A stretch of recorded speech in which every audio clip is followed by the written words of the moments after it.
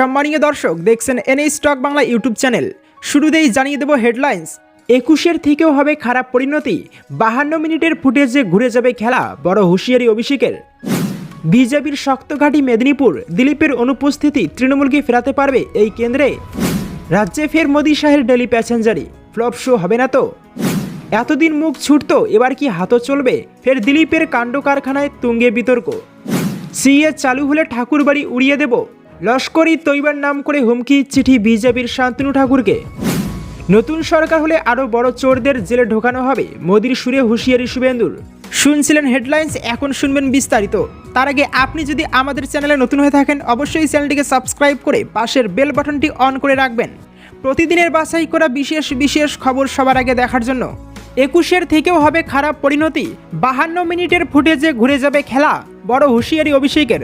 গণতন্ত্রের কালো দিন, গণতন্ত্রকে হত্যা করছে কমিশন। জাতীয় নির্বাচন কমিশনকে এক হাত নিলেন অভিষেক বন্দ্যোপাধ্যায়।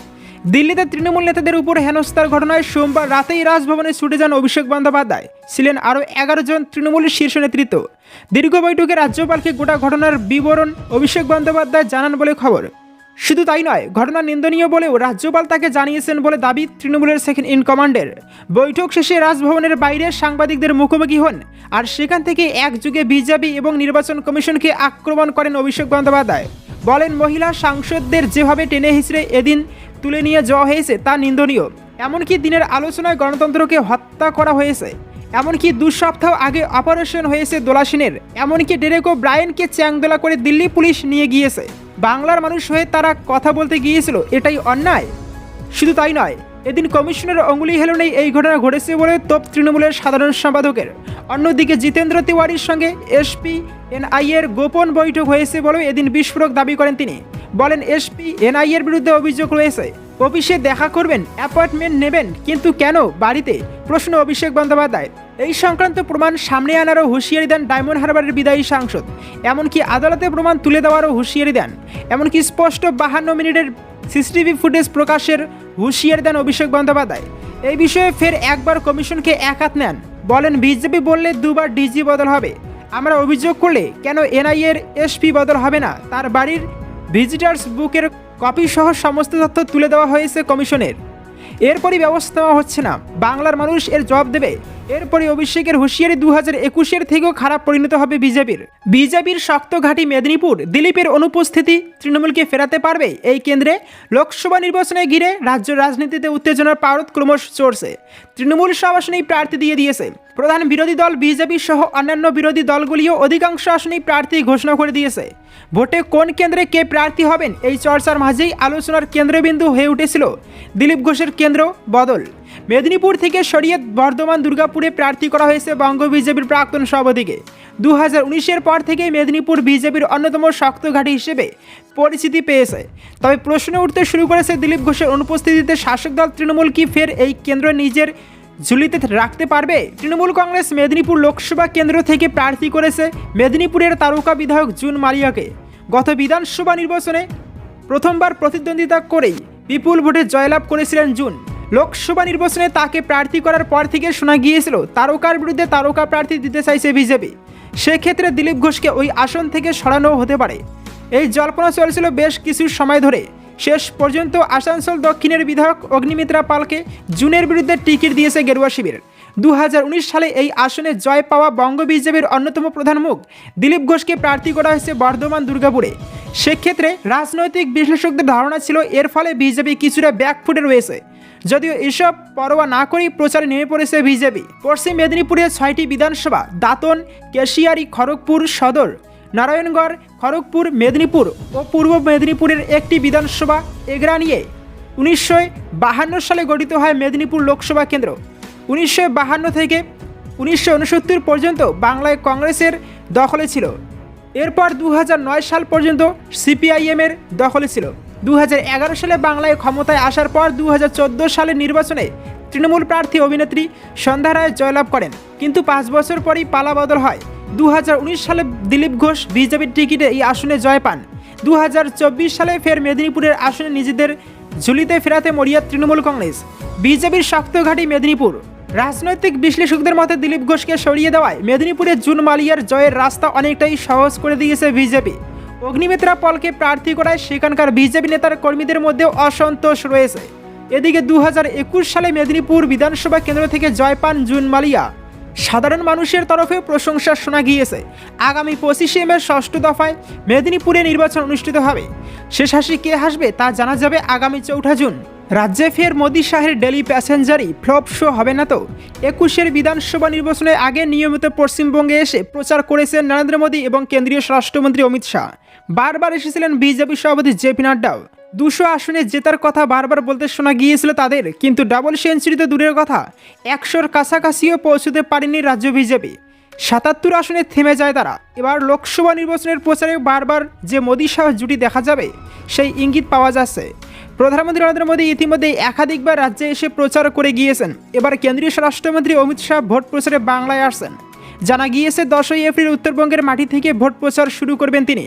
সেদিন রাজ্য বিজেপি সভাপতি তথা বালুরঘাটের দলীয় প্রার্থী সুকান্ত মজুমদারের সমর্থনে জনসভা করার কথা অমিত শাহের। 19শে এপ্রিল প্রথম দফার ভোট গ্রহণ শুরু হচ্ছে। সেদিন জলপাইগুড়ি, আলিপুরদুয়ার এবং কোচবিহার লোকসভা কেন্দ্রে ভোট হবে। সদ্য উত্তরবঙ্গে এসে এই 3টি লোকসভায় বিজেপি প্রার্থী জয়ন্ত রায়, মনোজ টিগ্গা ও নিশীথ প্রামাণিকের সমর্থনে জনসভা করেছেন প্রধানমন্ত্রী। এদিন ফের জলপাইগুড়িতে মোদী সভা করতে আসবেন বলে খবর। এরপর বুধবার থেকে বঙ্গে ভোট প্রচার শুরু করবেন অমিত শাহ।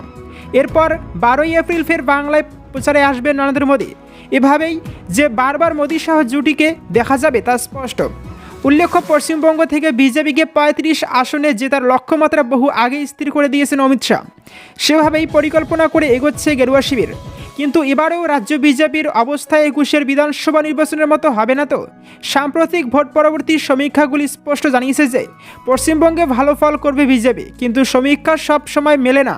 21 বিধানসভা নির্বাচনে বিজেপি ভালো ফল করবে, তৃণমূলের সঙ্গে সমানে সমানে টক্কর দেবে, এমন ইঙ্গিত দেওয়া হয়েছিল একাধিক সমীক্ষায়। আর তখন রাজ্যে নিয়মিত আসতে দেখা যেত মোদী শাহকে। যে বিষয়টিকে তৃণমূল কটাক্ষ করে ডেলি প্যাসেঞ্জারই বলতো, সেবার কিন্তু ডেলি প্যাসেঞ্জাররা রাজ্যে এসে বিজেপিকে ক্ষমতায় আনতে পারেননি। তবে এবার কি গতবারের থেকে পশ্চিমবঙ্গে বিজেপিকে ভালো ফল এনে দিতে পারবেন তারা? নাকি 2019 সালে বিজেপি যত আসনে জিতেছিল তার চেয়ে সংখ্যাটা এবার কমে যাবে?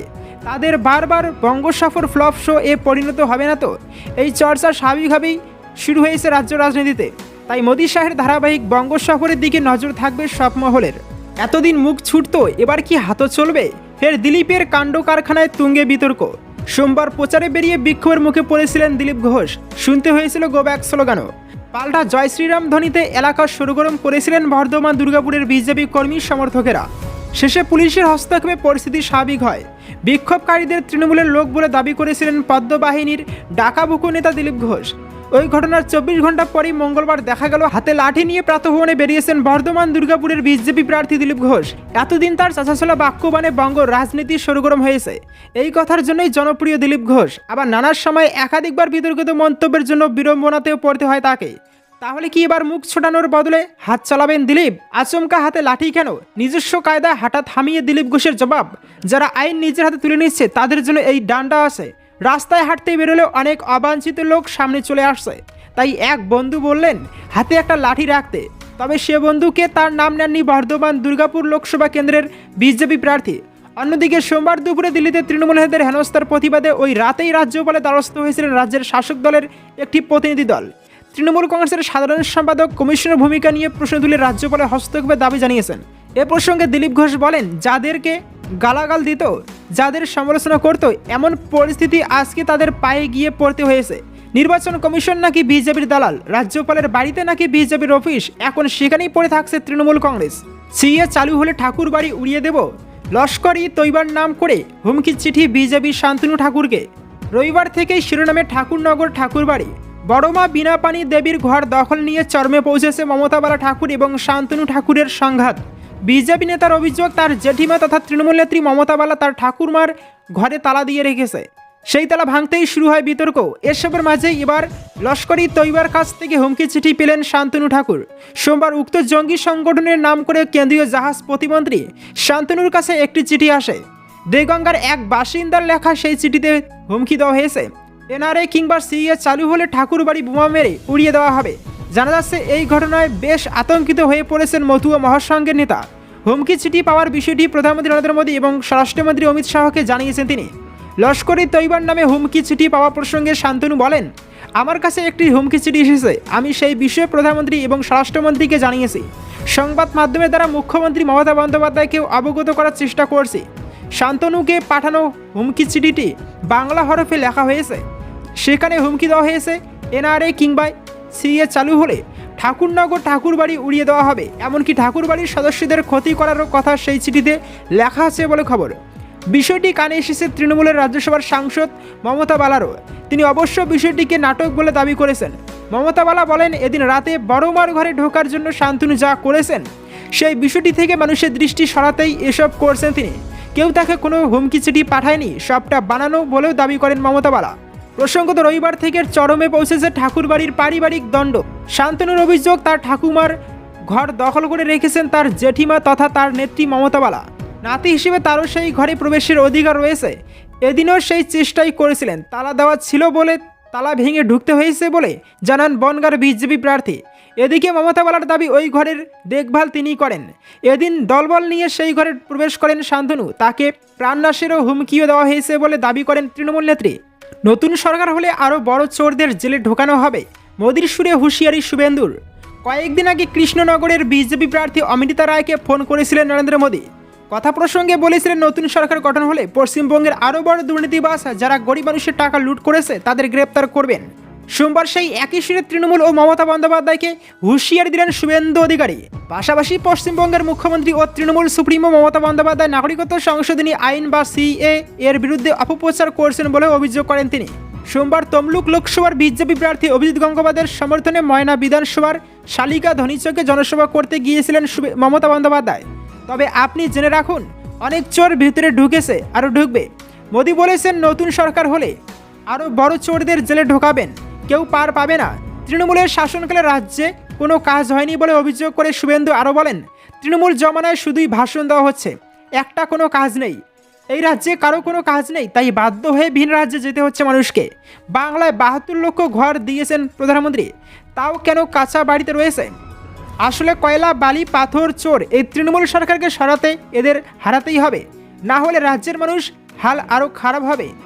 সন্দেশখালীতে যেভাবে মা দিদি বোনেদের উপর তৃণমূলের দুষ্কৃতীদের সীমাহীন অত্যাচার হয়েছে, সেখানকার সাধারণ মানুষের জমি লুট, ভোট লুট ও গণতন্ত্রকে হত্যা করা হয়েছে, তার বদলা হবে না? আপনারা কি বলেন, সন্দেশখালীর বদলা হবে না? তবে সন্দেশখালী এখন ফাঁকা হয়ে গিয়েছে। বিজেপি কোনো ধর্মের বিরোধী নয় বলে দাবি জানিয়ে শুভেন্দু অধিকারী বলেন, শান্তিপূর্ণভাবে রাম মন্দির পাবেন। কখনো ভেবেছিলেন বিজেপি কোনো ধর্ম বা সম্প্রদায়ের বিরোধী নয়? বিজেপি আসলে গুন্ডা বিরোধী। রাজ্যের সবকটি আসনে বিজেপিকে জেতানোর আবেদন জানিয়ে তিনি বলেন, এই ভোট শুধু অভিজিৎ গঙ্গোপাধ্যায়কে জেতানোর ভোট নয়, এইবার 400 পার করতে হবে। তাই সব জায়গায় বিজেপি প্রার্থীকে ভোট দিন। আর এখানে তো এবার ছক্কা হাঁকাবো, 1.5 লক্ষ মার্জিন হবেই। আপনারা একটু চেষ্টা করলে 2 লক্ষ হতে পারে। তবে নজর রাখবেন, সায়নকে কিন্তু সিপিএম এখানে দাঁড় করিয়েছে ভোট কাটার জন্য, যাতে তৃণমূলের সুবিধা হয়।